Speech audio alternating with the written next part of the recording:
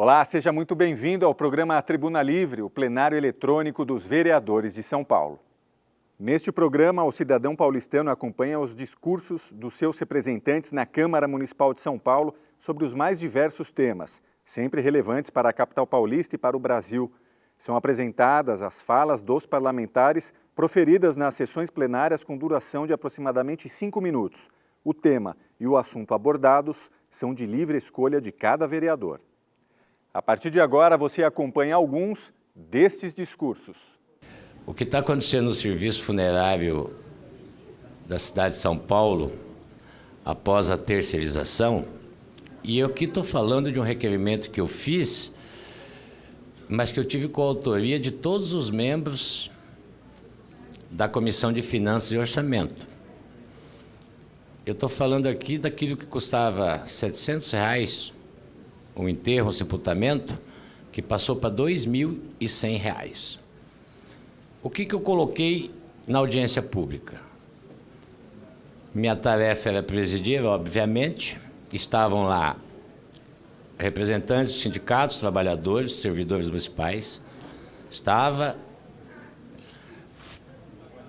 funcionários do serviço funerário concursados que estão encostados.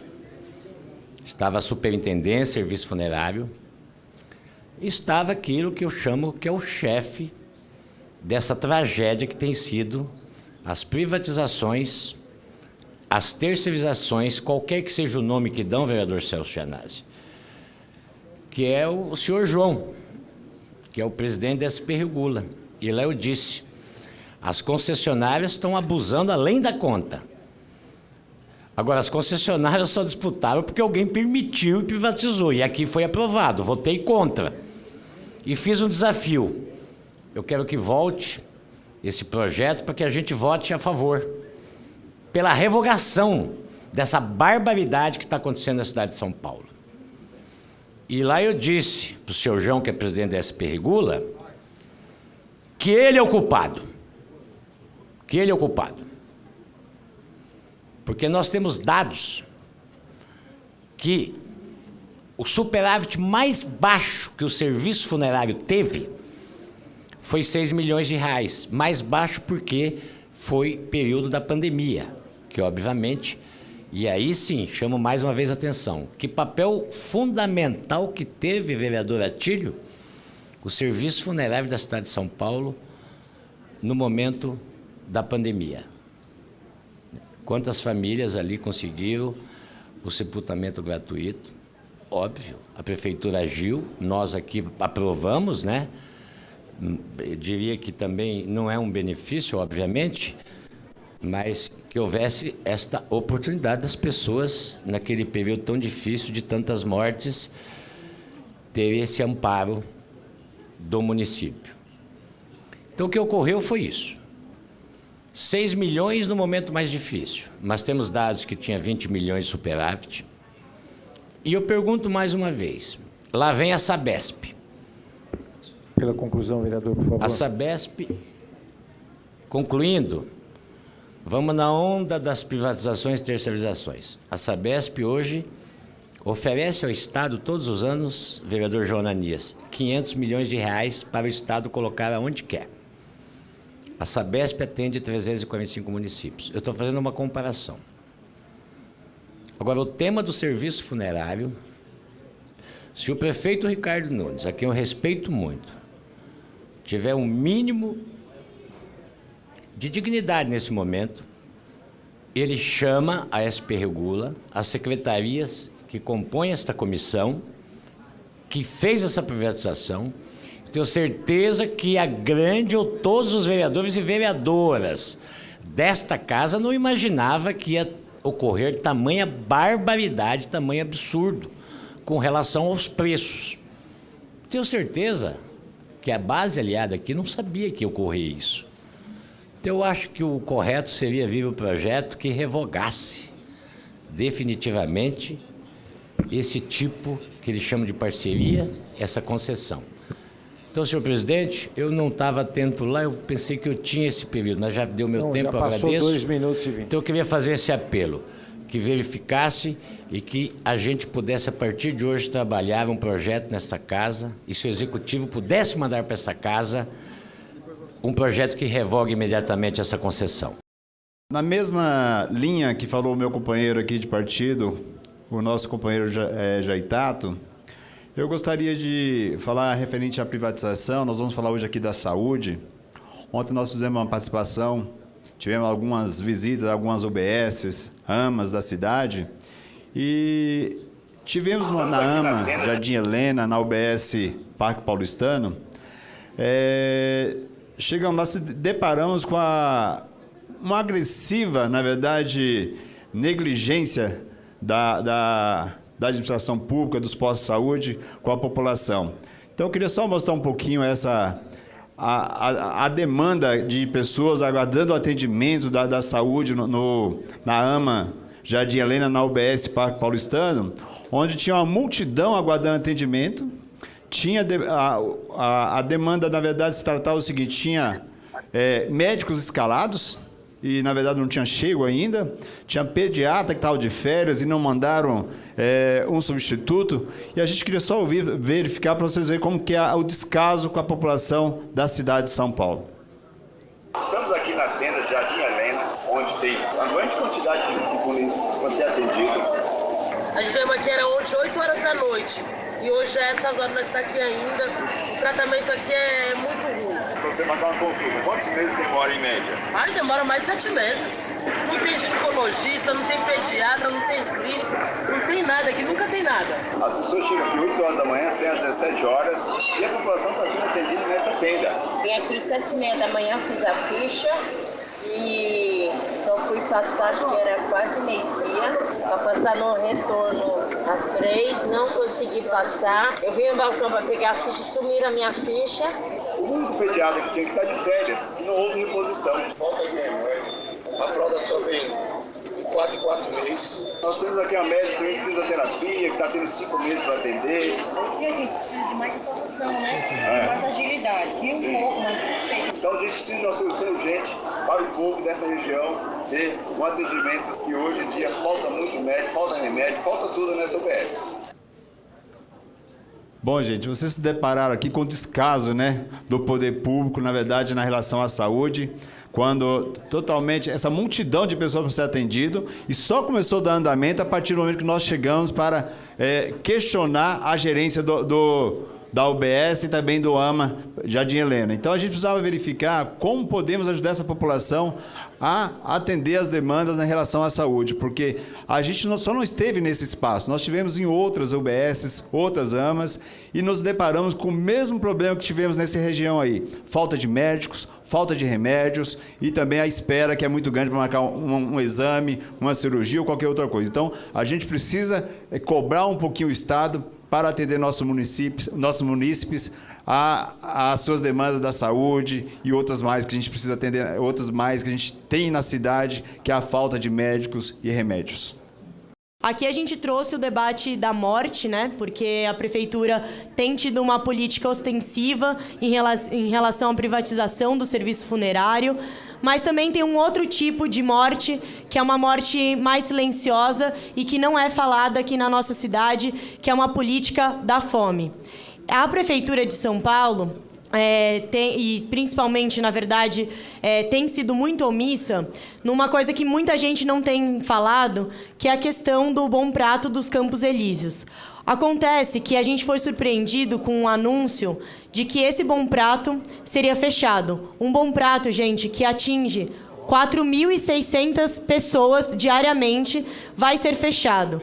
E aí, a nossa assessoria foi atrás para tentar descobrir por que esse Bom Prato vai ser fechado. A gente ligou para a Secretaria Estadual de Desenvolvimento Social do Estado, responsável pelo equipamento, e eles informaram a gente que esse Bom Prato ele vai ser transferido para 2 unidades móveis, uma no Brás e outra no Tucuruvi. Mas veja bem, essas mudanças ainda tem uma mudança de que vai diminuir a quantidade de refeições que vão ser feitas. Então, é uma grave denúncia que a gente vai precisar apurar, porque, na verdade, a gente está tirando esse atendimento de uma área central que atende a população em situação de rua, levando para outras 2 áreas que não vão atender a mesma quantidade de pessoas e muito menos vão atender esse público necessário. Então, é também importante seguir discutindo que eu acho que o fato da insegurança alimentar é algo muito importante no Brasil e muito importante na nossa cidade. No Brasil, são mais de 33 milhões de pessoas que não têm o que comer. Então, debater a fome, debater como que a gente vai discutir esses serviços na cidade de São Paulo é muito importante. Tem também, e falando bastante da parte do município, uma lei aprovada, pela Prefeitura, a Lei 17.819, de 2022, que é a Política de Segurança Alimentar e Nutricional. Uma lei que tem vários dispositivos muito importantes, como auxílio alimentação, como armazém solidário, como a rede de cozinha escola, mas que não foram implementados até hoje. Então, o que o prefeito de São Paulo, o que o Tarcísio de Freitas estão fazendo em relação à situação de miséria e fome no nosso estado e na nossa cidade? Porque é importante a gente discutir qual é a prioridade desses governos. Por que a prefeitura deixou isso acontecer? A prefeitura, será que ela foi informada sobre isso e não fez nada? Ou ela tem alguma política para atender essas pessoas? Porque, no fundo, eu acho que não é prioridade desses governos o debate sobre a fome e a miséria. E é importante dizer que quem tem fome tem pressa. Então, é fundamental que a gente tenha ações nesse sentido. E, por isso, a gente oficiou a Secretaria Estadual de Desenvolvimento Social questionando por que o Bom Prato está sendo fechado, qual que é esse plano de transição de oferta para abarcar essa demanda, como que eles pretendem atender a população em situação de rua que utilizava esse equipamento. E, mais do que isso, a gente vai fazer uma representação no MP questionando as secretarias municipais se elas foram avisadas sobre esse fechamento, se elas foram avisadas sobre o impacto que isso vai acontecer com a população. Por que os programas também, já aprovados aqui nessa casa, já sancionados pelo prefeito, não estão sendo implementados na cidade de São Paulo, se a gente tem, sim, pessoas passando fome na nossa cidade?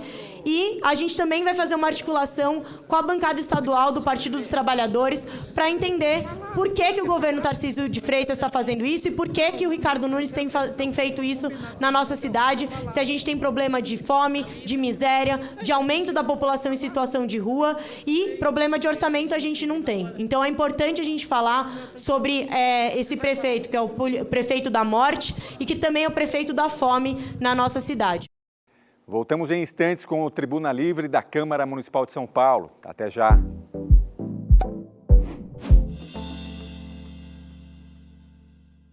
Você também pode acompanhar outros discursos dos vereadores no canal da Câmara Municipal de São Paulo no YouTube.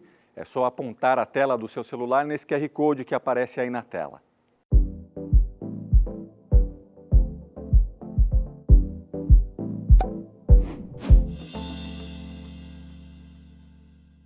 Olá, estamos de volta com o programa Tribuna Livre. Fique agora com mais discursos dos vereadores de São Paulo. Eu quero prestar também, aqui em nome do Republicanos, as nossas condolências à família da professora Elizabeth, de 71 anos, morta em ataque na Escola Estadual Tomásia Montoro, na Vila Sônia. Não adianta a gente pegar esse momento e ficar criticando o governador Tarcísio de Freitas, como nós observamos em algumas falas. O momento é de não só reflexão, mas também de unirmos forças para resolver um problema que não é um problema partidário. Usar um momento tão triste para todos nós, para travar uma batalha partidária, político-partidária, isso é o cúmulo do absurdo. Nós precisamos estar atentos à situação de perigo que os nossos professores enfrentam diariamente dentro do seu local de trabalho e também, infelizmente, as nossas crianças. Nós já tínhamos visto o caso lá em Suzano, aquela tragédia em Suzano, que machucou a todos nós. Então, agora é a hora do governo federal, já que tem uma bancada tão forte, se juntar ao governo estadual e os governos municipais se unirem também, governo federal, estadual, municipal, para fazer um amplo debate e, assim, definir uma estratégia para que haja soluções na questão desse problema que já é real. Não adianta tapar o sol com a peneira, porque é uma realidade. Hoje, o que estava acontecendo anteriormente apenas nos Estados Unidos, não existia isso aqui no Brasil, agora é uma realidade dentro do nosso país. E eu volto a trazer um alerta, usar esse momento de tanta dor para a família dessa professora, eu acredito que até dor para a família desse menino de 13 anos que agiu dessa forma terrível. Porque você imagine uma mãe tomando conhecimento que o seu filho agiu dessa forma, o desespero dessa mãe também. Então, eu faço um apelo aos nobres políticos, companheiros nossos de trabalho, que não façam desse momento um momento para aptidões eleitoreiras, porque agora é hora da gente pensar nas vidas, nas pessoas que precisam do apoio de todos nós. É por causa desse tipo de coisa, de toda hora criar divisões, é que as coisas não evoluem, é que as coisas muitas vezes não chegam a uma solução. Enquanto continuar esse tipo de coisa, quem vai sofrer é a nossa população. E eu volto a lembrar, a população que você, que eu, político, recebemos o voto. Sem essa população, nós não estaríamos exercendo o nosso mandato. Então eu peço respeito agora às famílias, peço respeito aos professores, peço respeito a todos que estão sentindo a dor, porque embora não sejamos da mesma família dessa professora, também estamos sentindo a mesma dor. Então eu faço um apelo aos nobres pares que não utilizem esse momento para ficar batendo no governador Tarcísio de Freitas, para ficar batendo no secretário de Justiça do Estado. O tempo que você está gastando para ficar batendo no governador, ficar batendo no secretário, é o tempo que você utilizaria para trazer ideias de soluções para esse problema que, volto a repetir, não é um problema mais dos Estados Unidos. Agora é um problema real aqui no nosso país e é um problema que não pode ficar apenas no debate. Tem que haver soluções, tem que haver ações e que haja o consenso de todos e, por favor, não coloquem a politicagem na frente, porque agora é o momento de respeitarmos a dor de todas as pessoas que se sentiram machucadas com o ocorrido em relação àquela professora, em relação àquela escola, e, com certeza, isso afetou tanta gente no nosso país e creio que muita gente também ao redor do mundo. Eu venho nesse plenário hoje, claro, colocar todo o nosso apoio às famílias que estão passando por essa situação na escola estadual, na Vila Sônia, e a gente fica muito, muito preocupada com a segurança realmente das nossas crianças nas escolas. Ouvi bastante amigos aqui, vereadores, comentando, colocando, inclusive, todos os projetos que estão em andamento aqui na casa. Tenho orgulho de saber que a vereadora Ruth tem feito um trabalho já anteriormente a fatos acontecidos, né, dentro dessa escola estadual, e a gente dá todo o apoio. E é por esse motivo que agora, inclusive, vai encerrar a sessão, e eu faço questão, Chechel, nosso presidente aqui, de falar sobre esse assunto, porque a gente no rádio, né, no nosso programa de rádio, na Tropical FM, a gente realmente viu de primeiro momento e demos a notícia do que estava acontecendo na cidade, e realmente é muito preocupante, né? Eu, por exemplo, estive na Comissão de Criança e Adolescente e vejo que tudo que foi falado aqui hoje, presidente, a gente pode sim colocar uma pitadinha de cada coisa, independentemente de ser partido A, B, C. O que importa é que a segurança dentro das escolas precisam ser tomadas providências.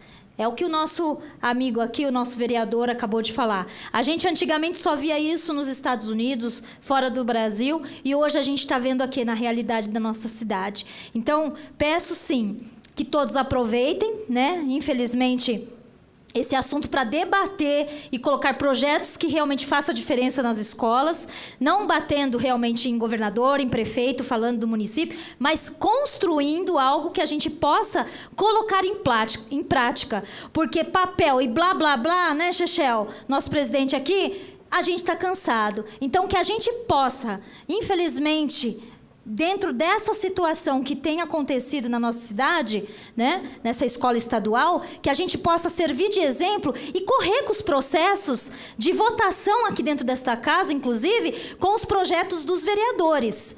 Então, aqui está minha fala hoje, para que a gente se coloque no lugar dessa mãe que perdeu a sua filha, que perdeu dos seus parentes, essa professora de 71 anos, a senhora Elizabeth, que realmente dedicava a sua vida, e também, claro, a todas essas pessoas que realmente estão envolvidas, porque não é só a criança, não é só a criança que está lá realmente naquela escola, é a família. Porque uma mãe sai da sua casa, leva a sua filha e o seu filho para dentro de uma escola e acha que realmente ela está segura.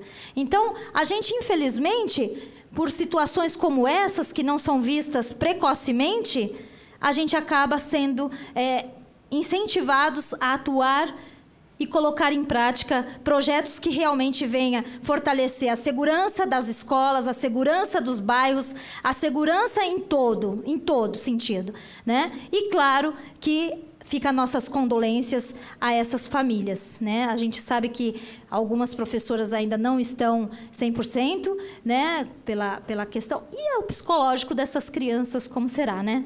E aqui está a minha fala, então, de hoje, para a gente, claro, só se alertar de que aqui nesta casa o processo tem que ser mais rápido em termos de votação, em projeto tão importante como esse, como da nossa querida vereadora Ruth, né? A gente, obviamente, vem trabalhando, vem estudando a cada matéria que aqui é colocado, mas eu acho que deve ter sim, Chechel, aqui um momento onde a gente possa fazer as coisas andarem com mais fluidez, com mais rapidez. Essa edição do programa Tribuna Livre fica por aqui. Agradecemos pela audiência. Caso tenha perdido algum programa, é só apontar a câmera do seu celular para o QR Code que aparece aí na sua tela. Rede Câmara São Paulo, sua conexão com a política da cidade.